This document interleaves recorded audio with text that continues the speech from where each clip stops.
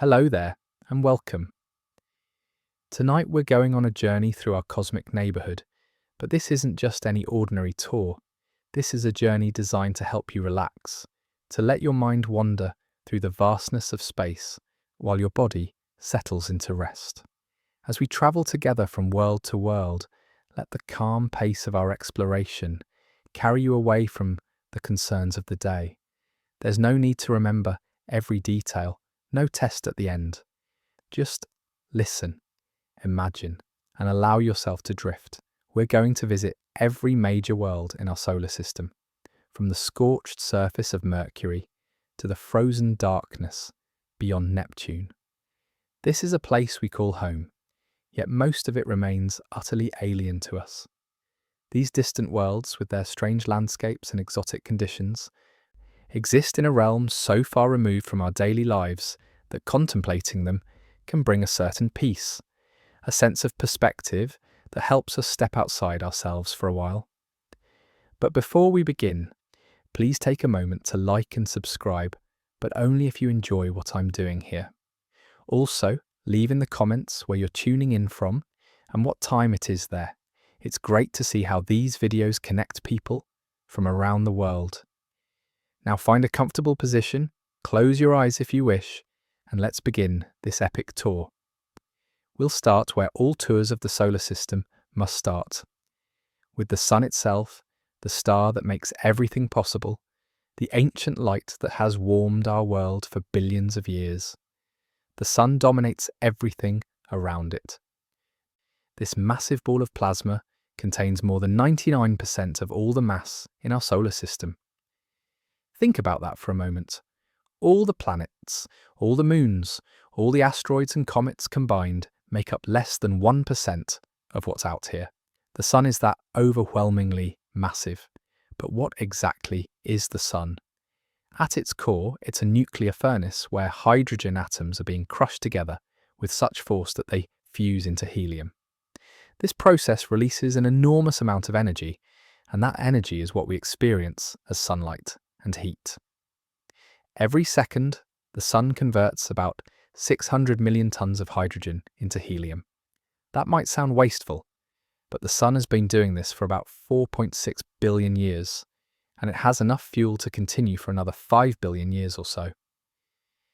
The temperature at the sun's core reaches around 15 million degrees Celsius. That's hot enough to break atoms apart completely. But here's something strange. The surface of the sun, called the photosphere, is much cooler, sitting at about 5,500 degrees Celsius. And then mysteriously, the temperature rises again as you move away from the surface into the sun's atmosphere, or corona, where it can reach over 1,000,000 degrees. Scientists are still working to fully understand why the corona is so much hotter than the surface below it. The sun isn't a calm, unchanging sphere. Its surface writhes with activity.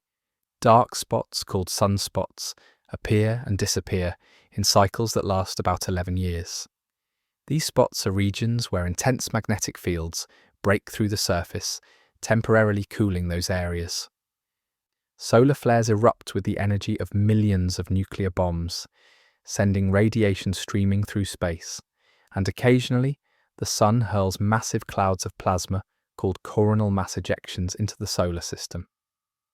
When these eruptions are aimed at Earth, they can be beautiful, creating the aurora borealis and aurora australis, but they can also be dangerous, potentially disrupting satellites, power grids, and communications. Our modern technological civilization is more vulnerable to the sun's outbursts than many people realize. Now let's leave the sun behind and venture inward toward the first planet in our tour. Mercury is the closest planet to the sun, and it's a world of extremes. During its day, which lasts 176 Earth days, temperatures on the surface can soar to 430 degrees Celsius, hot enough to melt lead. But at night, with no atmosphere to hold in the heat, temperatures plummet to minus 180 degrees Celsius. That's a temperature swing of over 600 degrees, the largest of any planet in our solar system. Why does Mercury have such extreme temperature variations? The planet has almost no atmosphere to speak of. What little exists is called an exosphere, a tenuous collection of atoms that barely qualifies as an atmosphere at all. Without a protective blanket of air to distribute heat and shield the surface, Mercury is at the mercy of the sun's radiation during the day and the cold of space at night. Mercury is small, only slightly larger than Earth's moon. But don't let its size fool you. This planet is incredibly dense. In fact, Mercury has a higher density than any other planet in the solar system except Earth. Scientists think that beneath its rocky exterior lies an enormous iron core that makes up about 85% of the planet's radius. Why Mercury has such a disproportionately large core is still debated. One idea suggests that a catastrophic collision early in the planet's history might have stripped away much of its lighter, rocky outer layers, leaving the dense metallic core behind. The surface of Mercury is heavily cratered, resembling our moon. One of the most striking features is the Caloris Basin, a massive impact crater about 1,550 kilometers across. The collision that created this basin was so powerful that it sent shockwaves through the entire planet.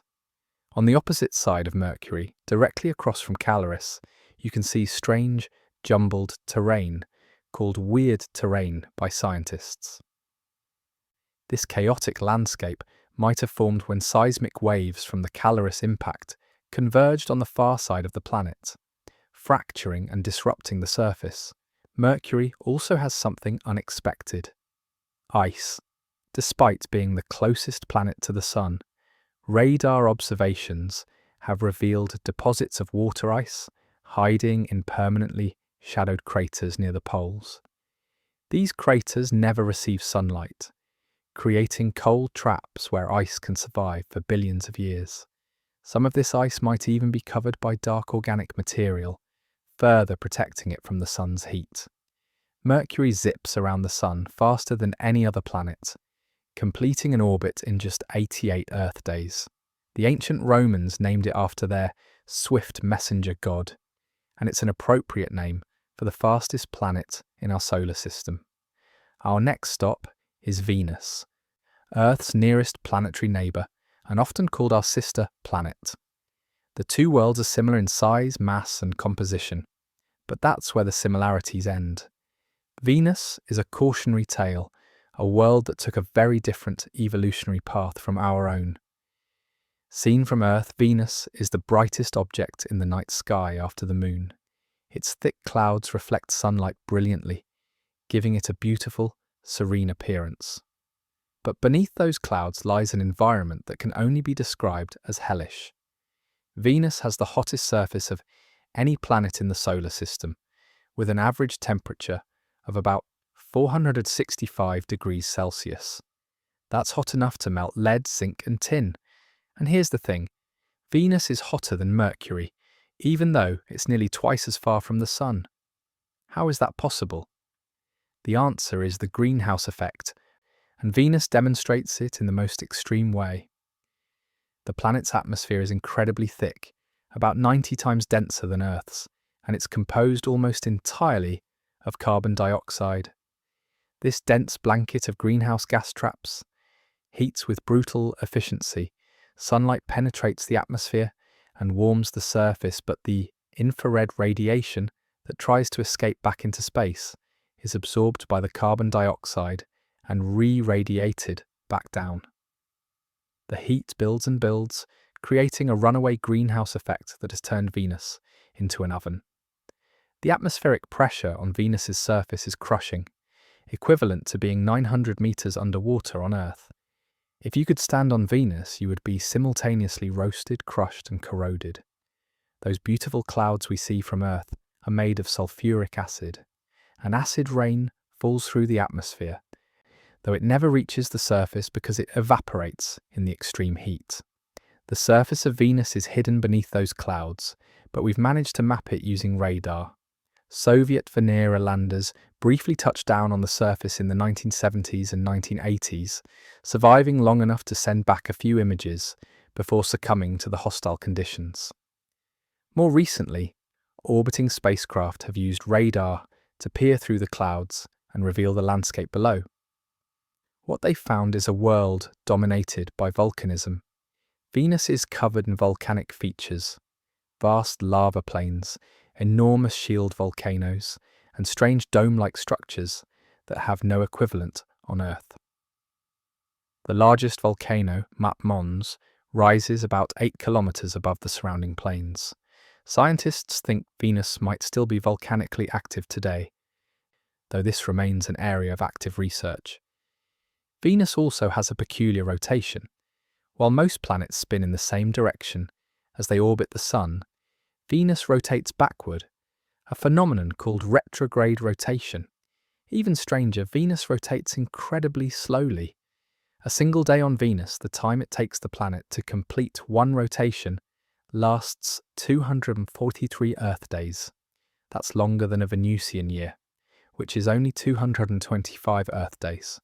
So on Venus, a day is longer than a year. Why does Venus rotate this way? Scientists aren't entirely sure, but they think a massive collision early in the planet's history might have knocked it into this strange spin. Another theory suggests that the thick atmosphere interacting with solar tides gradually slowed and reversed the planet's rotation over billions of years. Venus is a reminder that planets similar to Earth in size and position can evolve in radically different ways. What went wrong on Venus? Why did it become a hothouse instead of a paradise? These questions are more than academic curiosities. Understanding Venus helps us understand the limits of habitability and the factors that make a planet livable. Earth, the blue marble. Now we arrive at our home, the third rock from the Sun. Earth. After the hellscapes of Mercury and Venus, Earth is a shock to the senses. It's a world of blue oceans, green continents, white clouds, and an atmosphere you can actually breathe. Earth is, as far as we know, the only place in the universe where life exists. What makes Earth so special? Several factors come together to create the conditions for life. Earth orbits at just the right distance from the Sun, in a zone sometimes called the Goldilocks zone, where temperatures allow liquid water to exist on the surface. Water is essential for life as we know it, and Earth has it in abundance. About 71% of our planet's surface is covered by oceans. Earth's atmosphere is another crucial ingredient. Unlike Venus's suffocating carbon dioxide or Mercury's near vacuum, Earth has a balanced atmosphere, composed primarily of nitrogen and oxygen. This atmosphere is thin enough to allow sunlight to reach the surface, but thick enough to retain heat, create weather, and shield us from harmful radiation. The oxygen we breathe is itself a product of life.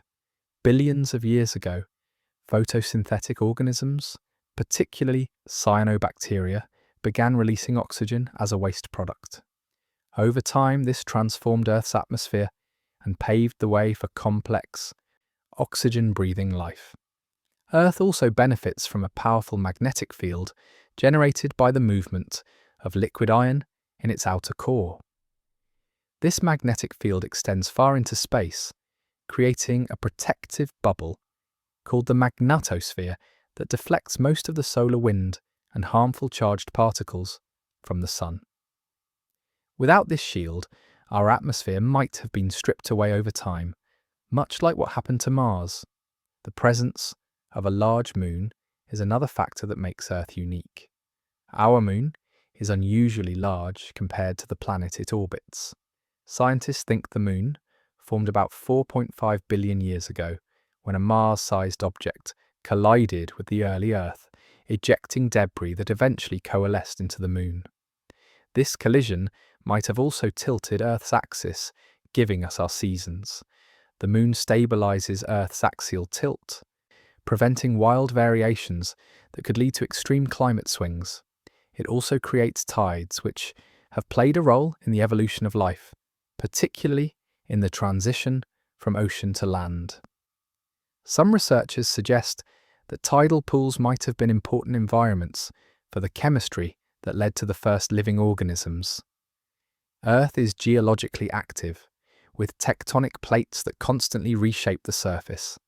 Continents drift, mountains rise, and ocean floors spread. This activity recycles carbon and other elements, helps regulate the climate over long timescales, and creates diverse environments where life can flourish. But Earth's story isn't just about the planet itself, it's also about life, which has profoundly shaped this world.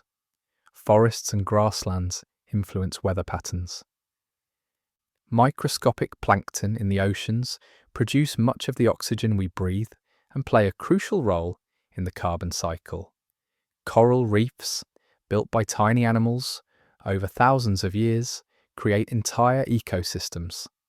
Life and Earth are deeply intertwined, each shaping the other in an ongoing dance that has lasted billions of years.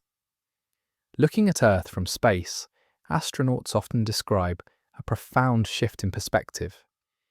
They see a fragile blue sphere, a small island of warmth and life in the vast cold darkness of space.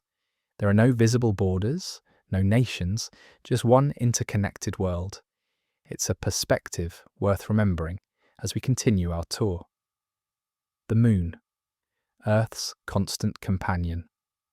Before we leave Earth's neighbourhood, we should visit our moon, the fifth largest moon in the solar system, and the only other world humans have walked upon.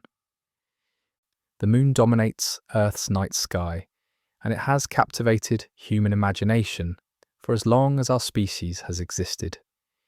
It's close enough that we can see features on its surface with the naked eye. The dark Maria, which are ancient lava plains, and the brighter highlands, which are older and more heavily cratered. The moon formed in violence.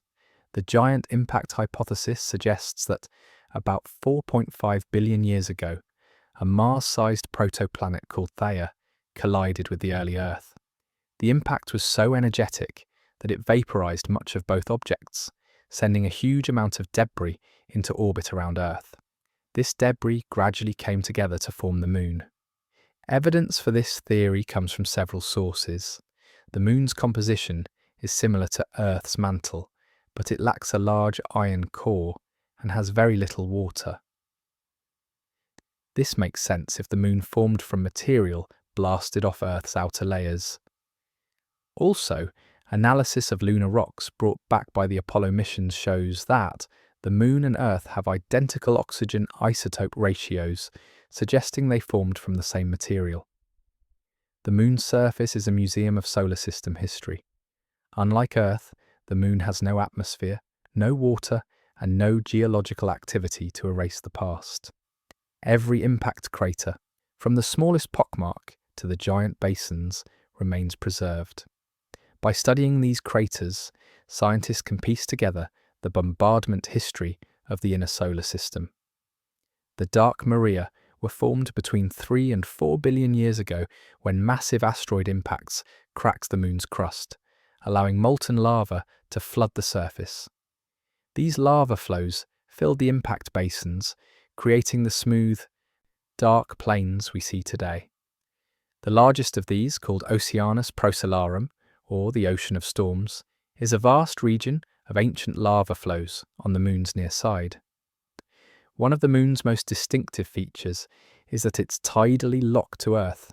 It always shows us the same face, rotating on its axis at exactly the same rate as it orbits our planet. This happened because Earth's gravity raised tidal bulges on the moon, and over millions of years, these tides dissipated the moon's rotational energy until the rotation synchronized with the orbit. The far side of the moon, which we never see from Earth, is quite different from the near side. It has very few maria and is much more heavily cratered. Scientists think this difference might be related to the moon's slightly off-center core and variations in crustal thickness. Between 1969 and 1972, 12 humans walked on the moon during the Apollo missions. They brought back 382 kilograms of lunar rocks and soil, which continue to provide valuable scientific data. The astronauts left behind equipment, flags, footprints, and messages that remain undisturbed to this day, preserved in the airless environment. The Moon continues to drift slowly away from Earth at a rate of about 3.8 centimeters per year. Billions of years from now, the Moon will appear smaller in Earth's sky, and eventually, total solar eclipses will no longer be possible. But for now, we can enjoy the remarkable cosmic coincidence that the Moon and Sun appear almost exactly the same size in our sky, creating the spectacular phenomenon of total solar eclipses. Mars, the red planet, leaving Earth behind, we journey outward to Mars, the fourth planet from the Sun. Mars has fascinated humanity for centuries, appearing as a reddish star in the night sky. The ancient Romans named it after their god of war, inspired by its blood-red colour. That red colour comes from iron oxide, essentially rust covering much of the Martian surface. Mars is a desert world, cold and dry, with an atmosphere so thin it's almost a vacuum. The air pressure on Mars is less than 1% of Earth's, and it's composed mostly of carbon dioxide. You couldn't breathe it, and you'd need a pressure suit to survive. But Mars wasn't always like this. Evidence suggests that billions of years ago, Mars was a very different world. Spacecraft orbiting and roving across Mars have found features that strongly indicate liquid water once flowed on the surface. There are ancient river channels, delta deposits where rivers emptied into lakes, and minerals that only form in the presence of water. How much water did Mars have? Some scientists think Mars might have had an ocean, covering much of its northern hemisphere. Others are more conservative, suggesting Mars had lakes and rivers, but perhaps not a full ocean. Either way, the evidence for ancient water on Mars is compelling. So what happened? Why did Mars lose its water and become the frozen desert we see today? The answer likely involves Mars's size and its lack of a strong magnetic field. Mars is much smaller than Earth, with about half Earth's radius and only about 11% of Earth's mass. This smaller size meant Mars's interior cooled faster, and the planet's magnetic field, if it ever had one, shut down early in its history. Without a magnetic field to protect it, Mars's atmosphere was gradually stripped away by the solar wind.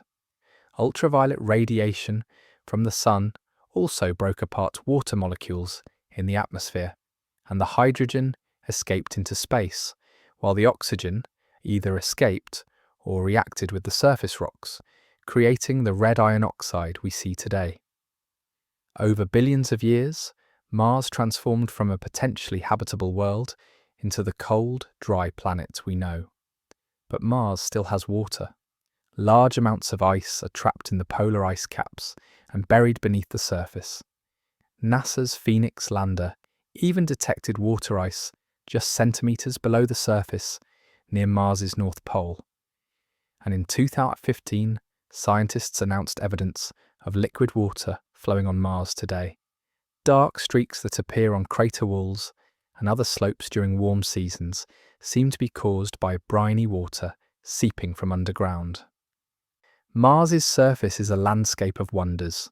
The planet has the largest volcano in the solar system, Olympus Mons, which stands about 21 kilometers high, nearly 3 times the height of Mount Everest. Olympus Mons is a shield volcano, similar to the volcanoes in Hawaii but vastly larger. It's so wide, about 600 kilometers across, that if you stood on the surface of Mars, you couldn't see the summit. It would be beyond the horizon. Near Olympus Mons is a region called the Tharsis Plateau, home to several other massive volcanoes.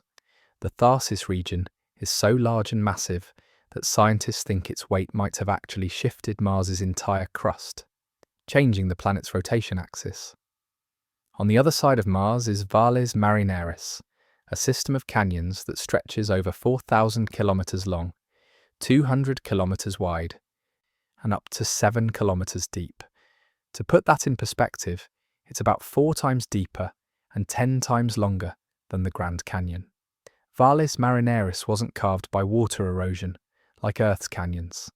Instead, it probably formed through tectonic processes as the Tharsis region bulged upward, stretching and cracking the crust. Mars has two small moons, Phobos and Deimos, which are irregularly shaped and heavily cratered. They're much smaller than Earth's moon and are probably asteroids that were captured by Mars's gravity early in the solar system's history. Phobos, the larger of the two, is slowly spiraling inward and will eventually either crash into Mars or be torn apart by tidal forces, possibly forming a ring around the planet. Today, Mars is the focus of intense scientific exploration. Multiple rovers have explored its surface, analysing rocks, studying the climate, and searching for signs of past or present life. Could life have emerged on Mars when it was warmer and wetter? Could microbes still survive underground, protected from the harsh surface conditions? These are questions scientists are actively investigating. Mars is also the most likely destination for future human exploration. While the challenges are enormous, including the long journey, the harsh environment, and the need for life support systems, Mars is the most accessible world beyond Earth where humans might one day walk. The asteroid belt, a shattered world. Between Mars and Jupiter lies a region filled with countless rocky bodies, the asteroid belt. This zone is populated by millions of asteroids, ranging from tiny pebbles to objects hundreds of kilometers across. Many people imagine the asteroid belt as a dense field of rocks where spacecraft must dodge and weave to avoid collisions. Like in science fiction movies, the reality is quite different. The asteroid belt is mostly empty space. The asteroids are spread out over such an enormous volume that you could fly through the belt and likely never see one with your naked eye. In fact, every spacecraft that has travelled to the outer solar system has passed through the asteroid belt without incident. Still, there's a lot of material here. If you could gather all the asteroids together, their combined mass would be less than 4% of the Moon's mass. That might not sound like much, but it represents millions of individual objects. The largest object in the asteroid belt is Ceres, which is big enough to be classified as a dwarf planet. Ceres is roughly spherical, about 940 kilometers in diameter, and contains about a third of the asteroid belt's total mass. NASA's Dawn spacecraft orbited Ceres from 2015 to 2018, revealing a world more complex than expected. Ceres has a surface dotted with impact craters, and mysteriously bright spots inside some of these craters turned out to be deposits of salts, left behind by briny water that seeped up from below before evaporating. Evidence suggests that Ceres might have a subsurface ocean of liquid water, kept warm by internal heat and the insulating effect of an icy crust. If so, Ceres might be another world where life could potentially exist, though this remains speculative. Why is there an asteroid belt between Mars and Jupiter? One popular old idea was that the asteroids are the remains of a planet that was destroyed or never formed. While dramatic, this isn't quite accurate. The asteroids never coalesced into a planet because of Jupiter's immense gravitational influence. Jupiter's gravity stirred up the region, preventing the rocky bodies from coming together peacefully. Instead, they kept colliding at high speeds, shattering each other rather than growing larger. Asteroids come in different types, classified by their composition. Some are rocky, made of silicate minerals, similar to Earth's crust. Others are rich in carbon and organic compounds. And some, called M-type asteroids, are metallic, composed primarily of iron and nickel. These metallic asteroids might be the exposed cores of larger bodies that were shattered by collisions early in the solar system's history. Studying asteroids is important for several reasons. They're remnants from the early solar system, preserving material that hasn't changed much since the planets formed. By analysing asteroids, scientists can learn about the conditions and processes that shaped our cosmic neighbourhood. Asteroids also might have delivered water and organic compounds to the early Earth, possibly playing a role in the origin of life. And then there's the practical concern: asteroid impacts. Throughout history, asteroids have collided with Earth, and they will again. Most burn up harmlessly in the atmosphere, but larger ones can reach the surface with devastating effects. The impact that helped end the age of dinosaurs 66 million years ago was caused by an asteroid about 10 kilometers across. Today, scientists monitor near-Earth asteroids and are developing techniques to deflect any that might pose a threat. Jupiter, king of the planets. Now we come to the giant of our solar system, Jupiter. This massive world is more than twice as massive as all the other planets combined. If Earth were the size of a grape, Jupiter would be the size of a basketball. Jupiter is a gas giant, a planet without a solid surface. If you tried to land on Jupiter, you'd simply sink deeper and deeper into increasingly dense layers of gas, eventually reaching pressures and temperatures so extreme that the hydrogen and helium would behave in ways unfamiliar to us. Scientists think that deep within Jupiter, there might be a core made of rock and metal, but this remains uncertain. Jupiter's most famous feature is the Great Red Spot, a massive storm that has been raging for at least 400 years, possibly much longer. This storm is so large that 3 Earths could fit inside it. The Great Red Spot is an anticyclone, a high-pressure region where the weather rotates counterclockwise, the opposite direction of hurricanes on Earth. The spot's distinctive red colour comes from complex organic compounds brought up from deeper in Jupiter's atmosphere and altered by ultraviolet light from the sun. Over the past century, the Great Red Spot has been shrinking, though scientists don't fully understand why. Will it eventually disappear? Nobody knows for certain. Jupiter's atmosphere is a beautiful tapestry of colourful bands and swirling storms. The lighter bands, called zones, are regions where gas rises and cools. The darker bands, called belts, are areas where gas sinks. These bands are the result of powerful winds driven by Jupiter's rapid rotation. A day on Jupiter lasts only about 10 hours, making it the fastest spinning planet in the solar system. This rapid rotation stretches the weather systems into these distinctive horizontal patterns. Jupiter's atmosphere is primarily hydrogen and helium, with traces of other compounds like methane, ammonia, and water. Lightning storms flicker in the clouds, and auroras, similar to Earth's northern lights, dance around Jupiter's poles. But Jupiter's auroras are powered not just by the solar wind, but also by material from Jupiter's volcanic moon, Io, which we'll discuss shortly. Jupiter has a powerful magnetic field, the strongest of any planet in the solar system. This field is generated by the movement of liquid metallic hydrogen deep within the planet, where the pressure is so intense that hydrogen atoms are squeezed into a state where they conduct electricity like a metal. Jupiter's magnetosphere is enormous, extending millions of kilometers into space and engulfing many of the planet's moons. Jupiter has at least 95 known moons, and probably more waiting to be discovered. 4 of these moons are particularly notable: Io, Europa, Ganymede, and Callisto, collectively known as the Galilean moons because they were discovered by Galileo Galilei in 1610. Io is the most volcanically active body in the solar system. Its surface is constantly being resurfaced by volcanic eruptions spewing sulfur and sulfur dioxide. Io's intense volcanic activity is powered by tidal heating. Jupiter's gravity, along with the gravitational tugs from Europa and Ganymede, constantly squeezes and flexes Io, generating enormous amounts of internal heat.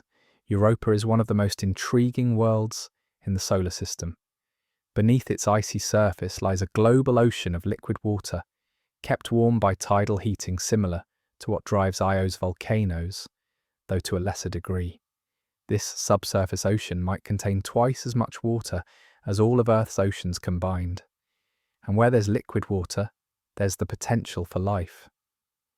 Scientists are eager to explore Europa's ocean, and future missions are planned to study this enigmatic moon in more detail. Ganymede is the largest moon in the solar system, even bigger than the planet Mercury. It's the only moon known to have its own magnetic field. Like Europa, Ganymede is thought to harbour a subsurface ocean, making it another potential habitat for life. Callisto is the most heavily cratered object in the solar system, with an ancient surface that has remained largely unchanged for billions of years. It too might have a subsurface ocean, though the evidence is less clear than for Europa and Ganymede. Jupiter plays an important role in the solar system. Its immense gravity influences the orbits of nearby objects, and it acts as something of a cosmic vacuum cleaner, capturing comets and asteroids that might otherwise threaten the inner planets. The famous comet Shoemaker-Levy 9 broke apart and slammed into Jupiter in 1994, an event that reminded us of the dynamic and sometimes violent nature of our solar system. Saturn, the ringed wonder. Beyond Jupiter lies another gas giant, Saturn. While slightly smaller than Jupiter, Saturn is still enormous and incredibly beautiful, famous for its spectacular ring system. Saturn's rings are the most extensive and complex in the solar system. They're made of countless particles of ice and rock, ranging in size from grains of sand to house-sized boulders. The rings are remarkably thin, only about 10 meters thick in most places, yet they stretch outward for hundreds of thousands of kilometers. How did Saturn's rings form? Scientists aren't entirely sure, but they think the rings might be relatively young, perhaps only a few 100 million years old. They might have formed when a moon or comet ventured too close to Saturn and was torn apart by tidal forces, or perhaps when two moons collided. The rings are constantly evolving. Particles collide, grind against each other, and are influenced by the gravity of Saturn's many moons, which create gaps and waves in the rings. One of the most striking features in Saturn's rings is the Cassini division, a large gap about 4,800 kilometers wide between the two main ring sections. This gap is kept clear by the gravitational influence of Saturn's moon Mimas, which sweeps away any particles that wander into certain orbital zones. Saturn itself is similar to Jupiter in composition, made mostly of hydrogen and helium. But Saturn is less dense than Jupiter. In fact, Saturn is the least dense planet in the solar system. If you could find a bathtub large enough, Saturn would float. Like Jupiter, Saturn has a banded atmosphere with storms and powerful winds.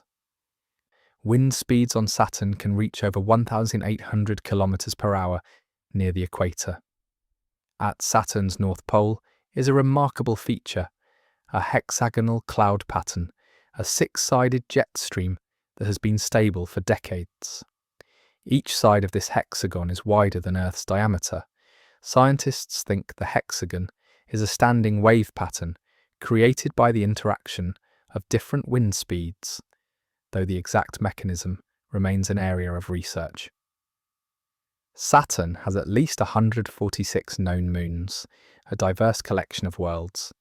The largest, Titan, is bigger than the planet Mercury and is one of the most fascinating moons in the solar system. Titan is the only moon with a thick atmosphere, a dense blanket of nitrogen with traces of methane and other organic compounds. The atmospheric pressure on Titan's surface is about 50% greater than Earth's at sea level.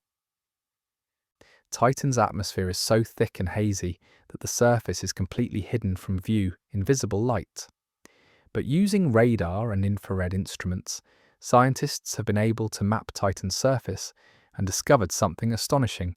Titan has a weather cycle similar to Earth's water cycle, except instead of water, it's methane.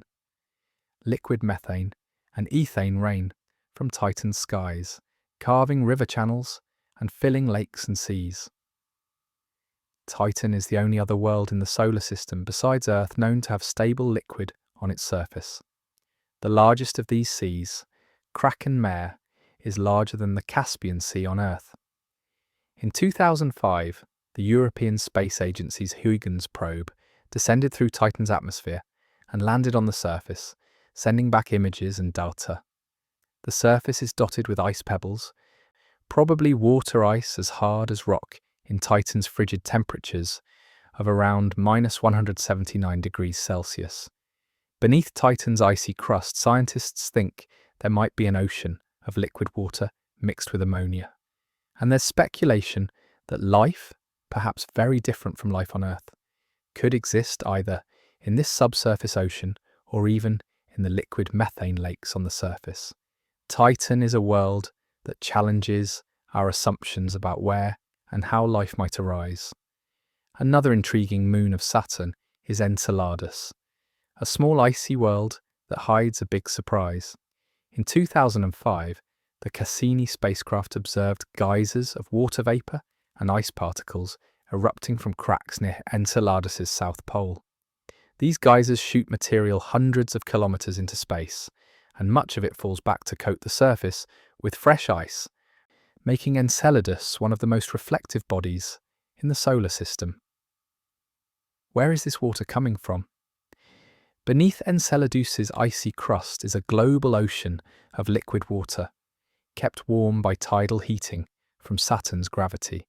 Analysis of the geyser material has revealed not just water, but also organic molecules and salts, suggesting that the ocean is in contact with a rocky core where interesting chemistry could be happening. Enceladus is now considered one of the best places in the solar system to search for extraterrestrial life. Uranus, the tilted giant. Continuing our journey outward, we arrive at Uranus, the seventh planet from the Sun and the first of the ice giants. Uranus is fundamentally different from Jupiter and Saturn, though it's still a giant planet. While Jupiter and Saturn are mostly hydrogen and helium, Uranus is made of heavier elements, including water, methane, and ammonia ices, along with rock and metal. The most striking feature of Uranus is its extreme axial tilt. Most planets spin roughly upright as they orbit the Sun, with their axes tilted only slightly. But Uranus is tilted over by about 98 degrees, meaning it essentially rolls around the Sun on its side. During parts of its 84-year orbit, one of Uranus's poles points almost directly at the Sun, giving that pole continuous daylight for decades, while the other pole experiences continuous night. What caused this extreme tilt? Scientists think Uranus might have been knocked over by a massive collision with an Earth-sized object early in the solar system's history. This impact would have been catastrophic, fundamentally changing the planet's orientation. Uranus appears as a featureless blue-green sphere through most telescopes. The colour comes from methane in the atmosphere, which absorbs red light and reflects blue and green light back into space. The atmosphere is relatively calm compared to the stormy weather on Jupiter and Saturn, though recent observations have shown that Uranus does have clouds and storms. They're just much more subtle. Beneath the atmosphere, scientists think Uranus has a hot, dense fluid made of water, methane, and ammonia ices, which surrounds a small rocky core. This fluid is under such extreme pressure and temperature that it might behave in exotic ways. Some researchers think the pressure could be high enough to squeeze methane molecules apart, causing carbon to crystallize out as diamond. There might be a layer inside Uranus where diamonds rain down toward the core. Uranus has a faint ring system, discovered in 1937. These rings are dark and narrow, quite different from Saturn's bright, extensive rings. Uranus also has 28 known moons, most of which are named after characters from the works of William Shakespeare and Alexander Pope. The 5 largest moons are Miranda, Ariel, Umbriel, Titania, and Oberon. Miranda is perhaps the most visually interesting of Uranus's moons. It has a bizarre, jumbled surface with a patchwork of different terrains, cratered regions, rolling plains, and enormous cliffs, including one that's about 20 kilometers high, the tallest cliff in the solar system. Scientists are puzzled by Miranda's appearance. One idea suggests that Miranda was once shattered by a massive impact, and then reassembled, with pieces falling back together in a chaotic arrangement. Uranus was visited by only one spacecraft, Voyager 2, which flew past in 1986. At the time, one of Uranus's poles was pointed at the Sun, so Voyager could only observe one hemisphere of the planet and its moons. There's still much we don't know about this distant world, and scientists are eager to send another mission to explore Uranus in more detail. Neptune, the windy blue giant. The last of the true planets is Neptune, the eighth and most distant from the Sun. Neptune is similar in size and composition to Uranus, another ice giant made of heavy elements rather than primarily hydrogen and helium. Neptune is a beautiful deep blue, more intensely coloured than Uranus. This colour also comes from methane in the atmosphere, but scientists aren't entirely sure why Neptune is such a richer blue than Uranus, given that both planets have similar amounts of methane. There might be an unknown component in Neptune's atmosphere that contributes to the colour. Unlike Uranus, Neptune has a dynamic, stormy atmosphere. The planet experiences the fastest winds in the solar system, with speeds reaching over 2,000 kilometers per hour. These winds blow in the opposite direction to the planet's rotation, which is unusual and not fully understood. When Voyager 2 flew past Neptune in 1989, it observed a giant storm called the Great Dark Spot, similar to Jupiter's Great Red Spot. This storm was about the size of Earth, but when the Hubble Space Telescope looked at Neptune a few years later, the Great Dark Spot had disappeared. New storms have since appeared and vanished, showing that Neptune's atmosphere is constantly changing. Neptune has 16 known moons. The largest, Triton, is one of the most unusual moons in the solar system.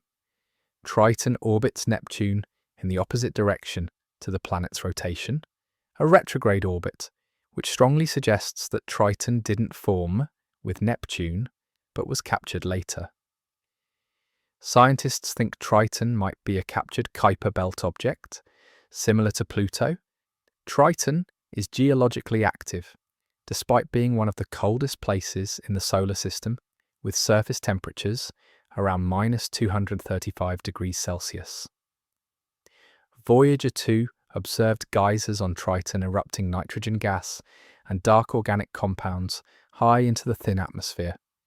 These geysers might be driven by sunlight warming dark material beneath Triton's icy surface, causing nitrogen ice to vaporize and burst through weak points in the crust. Triton is also doomed. Its retrograde orbit is unstable, and tidal forces are slowly causing the moon to spiral inward. Millions of years from now, Triton will either crash into Neptune or be torn apart by tidal forces, potentially creating a spectacular ring system around the planet. Neptune radiates more heat than it receives from the Sun, about 2.6 times more. This internal heat source might help drive the planet's powerful winds and weather systems. Where does this heat come from? It's probably left over from Neptune's formation, slowly leaking out over billions of years. Pluto and the Kuiper Belt, the third zone beyond Neptune, lies a vast region of icy bodies known as the Kuiper Belt, extending from about 30 to 50 astronomical units from the Sun. An astronomical unit is the average distance between Earth and the Sun, so the Kuiper Belt starts at about 30 times Earth's distance from the Sun. The Kuiper Belt is similar to the asteroid belt, but much larger and filled with icy objects rather than rocky ones. These objects are remnants from the solar system's formation, primitive bodies that never coalesced into planets because the region was too sparse and too far from the Sun for efficient planet building. The most famous resident of the Kuiper Belt is Pluto. For 76 years from its discovery in 1930 until 2006, Pluto was considered the ninth planet. But as astronomers discovered more objects in the Kuiper Belt, some comparable in size to Pluto, the International Astronomical Union decided to reclassify Pluto as a dwarf planet. This decision was controversial and disappointed many people who'd grown up learning that Pluto was a planet. But the reclassification reflects our evolving understanding of the solar system. Pluto is now recognized as the prototype of a new category of objects, rather than an oddball misfit among the planets. In 2015, NASA's New Horizons spacecraft flew past Pluto, giving us our first close-up views of this distant world. What it found was astonishing. Instead of the dead cratered ball many expected, Pluto turned out to be a geologically active world with a complex and varied surface. Pluto has towering mountains made of water ice, as hard as rock in Pluto's frigid temperatures of around -223 degrees Celsius. It has vast plains of frozen nitrogen called Sputnik planitia, which appear to be constantly renewed by convection currents, bringing fresh ice up from below. There are indications of past, or perhaps even present, cryovolcanoes, volcanoes that erupt ice and liquid water instead of molten rock. Pluto has a thin atmosphere, primarily of nitrogen, that expands when Pluto is closer to the Sun and freezes out onto the surface when it's farther away. And Pluto has 5 known moons, the largest being Charon, which is about half Pluto's diameter. Pluto and Charon are so close in size that they orbit a point in space between them, rather than Charon simply orbiting Pluto. Some scientists call this a double dwarf planet system. Charon's surface is different from Pluto's, with evidence of past geological activity and a mysterious dark polar cap that scientists are still trying to understand. The Kuiper Belt contains many other interesting objects. Eris, another dwarf planet, is slightly smaller than Pluto, but more massive. Makemake and Haumea are other large Kuiper Belt objects with unusual properties. Haumea is particularly strange, shaped like a squashed football and spinning incredibly fast, completing a rotation in less than 4 hours. These distant worlds challenge our understanding of planetary formation and evolution. They're time capsules from the early solar system, and studying them helps us piece together how our cosmic neighbourhood came to be. The Oort cloud and comets, visitors from the deep. Even farther out, extending perhaps halfway to the nearest star, is a theoretical region called the Oort cloud. This is a vast, spherical shell of icy bodies surrounding the entire solar system. While we've never directly observed the Oort cloud, scientists infer its existence from the orbits of long-period comets.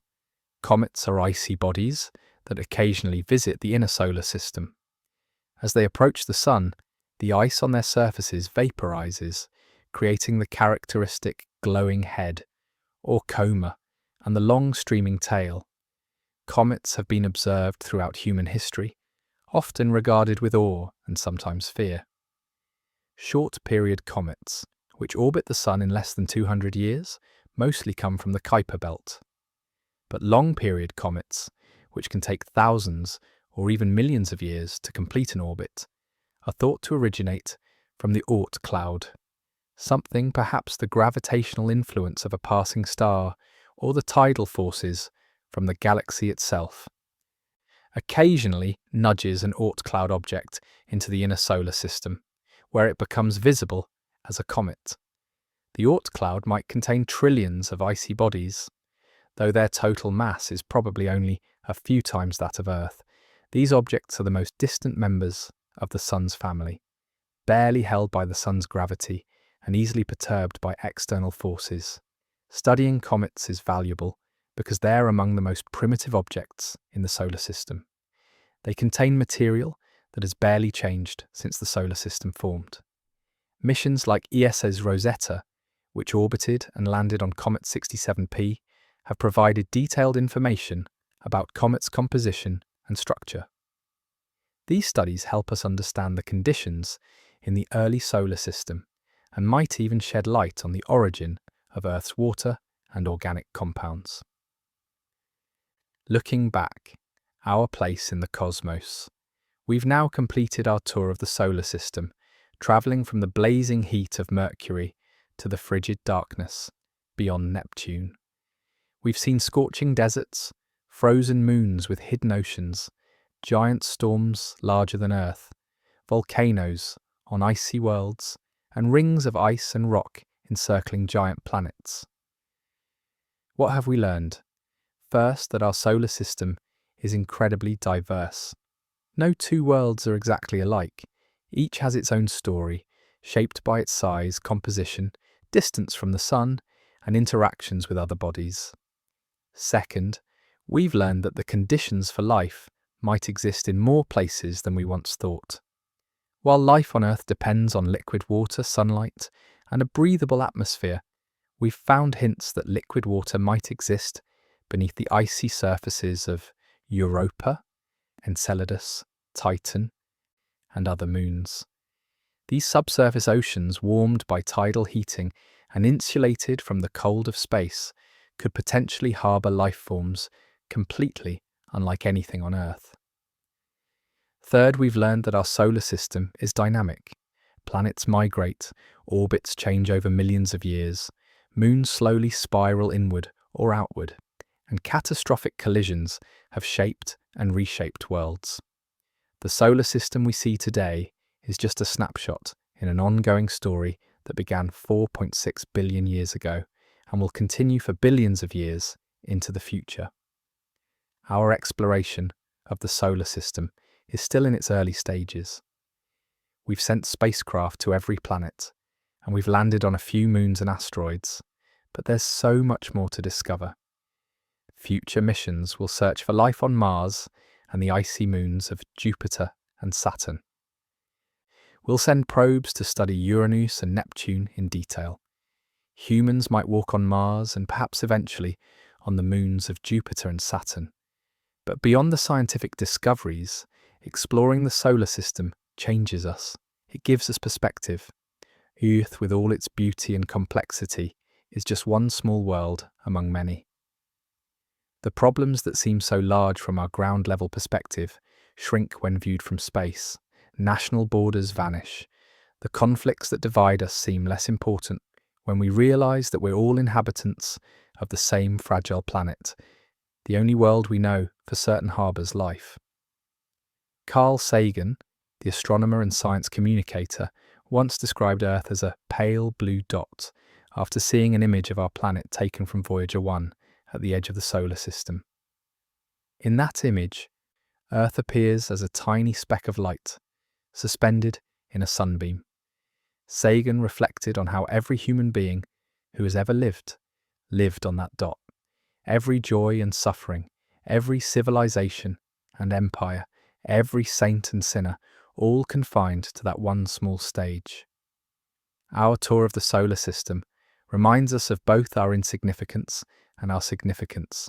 We're tiny beings on a small planet orbiting an average star in an unremarkable part of the galaxy, but we're also the only known conscious beings capable of understanding the universe, of asking questions about our place in it, and of venturing beyond our world to explore the cosmos. The solar system is our home, our origin, and perhaps our future. As we continue to explore it, we'll uncover more mysteries and ask new questions.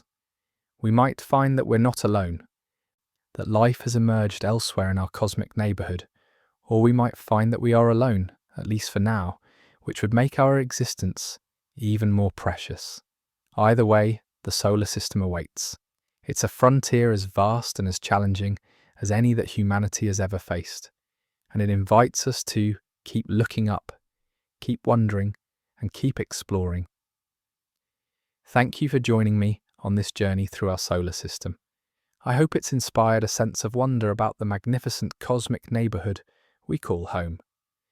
Until next time, keep looking up at the night sky And remember that every light you see is a sun, perhaps with its own family of worlds waiting to be discovered.